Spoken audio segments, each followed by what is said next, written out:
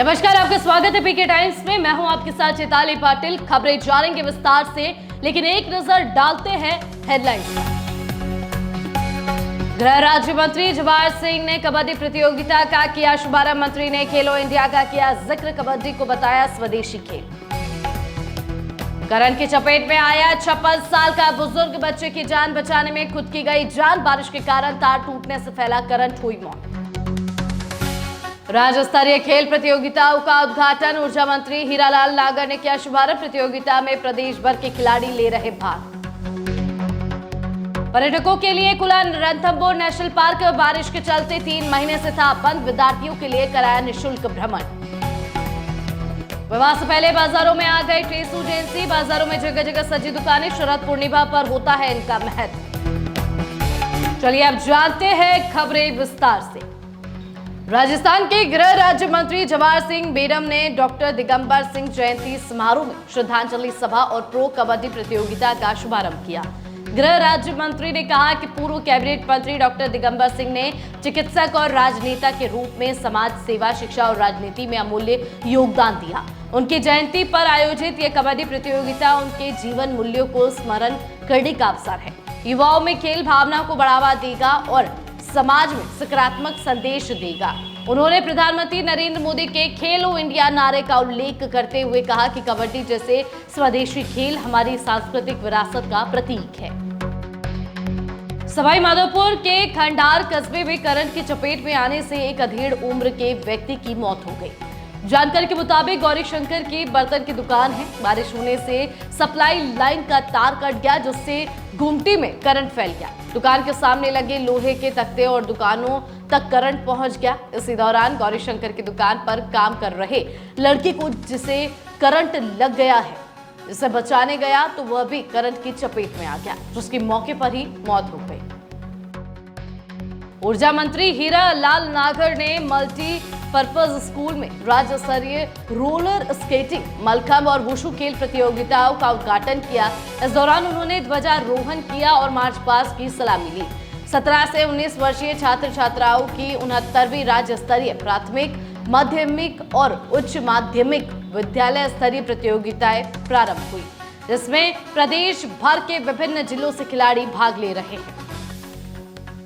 चलिए बढ़ते अगली खबर की ओर। 3 माह के लंबे अंतराल के बाद आज रणथंभौर नेशनल पार्क पर्यटकों के लिए खोल दिया गया है। रणथंभौर नेशनल पार्क के उपवन संरक्षक रामानंद भाकर ने हरी झंडी दिखाकर पर्यटक वाहनों को पार्क भ्रमण के लिए रवानगी दी। इस अवसर पर स्कूली विद्यार्थियों को भी निःशुल्क भ्रमण करवाया जा रहा है। बारिश के कारण 3 माह के लिए रणथंभौर नेशनल पार्क बंद किया जाता है। नेशनल पार्क में बाघों की लगातार बढ़ती तादाद के चलते सुबह से ही पर्यटकों में पार्क भ्रमण को लेकर गजब का उत्साह देखने को मिल रहा है। वो 1 अक्टूबर से नए पर्यटन की शुरुआत होती है। इसमें 1 से 5 नंबर जोन खुले रहते हैं, पर जो एनटीसी गाइडलाइन है कि हफ्ते में 1 दिन बंद रहता है, जो रणथंभौर में बुधवार के दिन बंद रहता है। और संयोगवश ये ऐसा हुआ है कि 1 अक्टूबर के दिन बुधवार आया है, तो 1 से 5 आज तो नहीं चालू है, पर आज 6 से 10 ही चालू है। और साथ ही साथ जो वन्य जीव सप्ताह, जो प्रथम सप्ताह है वो बनाया जाता है वन्य सप्ताह के रूप में, उसकी भी आज शुभारंभ हुआ है। उसके अंदर काफ़ी तरह की प्रतियोगिताएं होगी। जो इस बार का जो थीम है wild life with coexistence woman के साथ में, उस थीम पे हमारी टीम पूरी काम कर रही है। और जिला प्रशासन के साथ हुई चर्चा के तहत जो राज्य स्तरीय यहाँ पे हैंडबॉल प्रतियोगिता हो रही है, उनके जो विजेता रहेंगे गोल्ड, सिल्वर और ब्रॉन्ज, उनको भी हम पार्क में घुमाएंगे। और इस अपने जो वर्ल्ड फेमस पार्क है, उसकी जो वाइल्ड लाइफ है, उसकी जो डाइवर्सिटी है और उसकी जो भी अपनी है कल्चरल और हेरिटेज लेगेसी है, उनसे उनको रूबरू कराया जाएगा। खबर धौलपुर से है। शरद पूर्णिमा पर टेसू एजेंसी का प्रतीकात्मक विवाह होने से पूर्व बाजार में टेसू एजेंसी बिकने को आ गए हैं। बाजारों में जगह जगह इनकी दुकानें सज गई हैं। इनकी दुकानों पर अभिभावकों के साथ बच्चों की भी भीड़ लग रही है। वहीं इन्हें तैयार करने में कुंभकारों को काफी मेहनत करनी पड़ती है। टेसू एजेंसी को तैयार करने में करीब 1 से 1.5 माह का समय लग जाता है। खबर जोधपुर से है। प्रदेश की उप मुख्यमंत्री दिया कुमारी मंगलवार को सालावास पहुंची और 104.15 करोड़ रुपए की 3 प्रमुख सड़क परियोजनाओं का विधिवत शिलान्यास किया। सालावास से सरेचा फिंच धुंधाड़ा 29.7 किलोमीटर, गुड़ा, भांडू, कला, वाया, सालावास, नंदवान, हीरखेड़ा 23 किलोमीटर और बोरानाड़ा सालावास 8 किलोमीटर सड़क परियोजना का लोकार्पण किया गया। उन्होंने कहा कि सरकार विकास कार्यों में प्रतिबद्ध है और केवल घोषणाएं नहीं करती।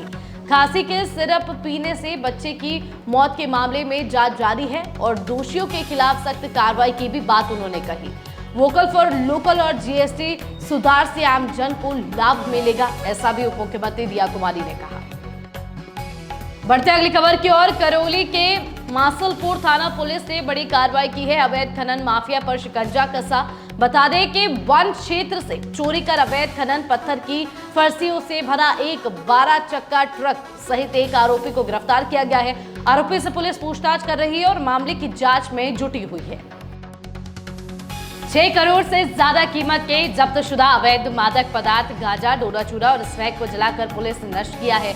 बता दें कि पुलिस ने 6 करोड़ से अधिक कीमत के कुल 10 प्रकरणों में जब्त अवैध मादक पदार्थ डोडा चूरा 42 क्विंटल 92 किलो 6 ग्राम 8 किलो 543 ग्राम गांजा और 30 ग्राम स्मैक को जलाकर नष्ट किया।